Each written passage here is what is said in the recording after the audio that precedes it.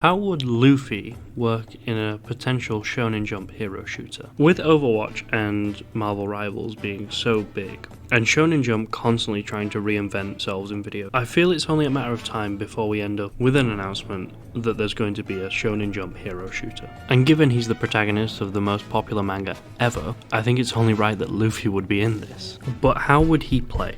We're going to be borrowing heavy inspiration from both Overwatch and Marvel Rivals, and in both there are three classes: damage dealers, tanks, and healers. And each character should have 2 to 3 abilities as well as a primary fire.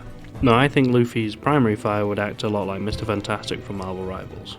But for his abilities, I would really want his Gum Gum abilities.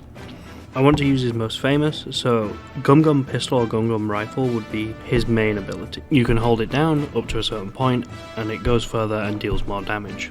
However, whilst holding this down, you can't do any primary firing. His secondary ability would be Gum Gum Gatling, which would be a flurry of quick blows out in front of him, meaning that it's really hard to get close to him. I want Luffy to dominate this mid-range, but I also think he should ramp up. As of Enies Lobby, we're introduced to the gear modes, and I think Luffy could have a resource system where the more damage he does, the higher grade he goes. Maybe losing or resetting after he dies. So in Gear 2, his attacks get faster, he gets a little bit more movement speed. In Gear 3, he gets larger range or more damage. Gear 4, he loses speed but gains quite a bit of health. And then finally, if you have made it to any of these stages, you are able to ult and become Gear 5, which becomes an enhancement for your abilities. You could even get a secondary ult where you can do some fun stuff, like throw lightning bolts.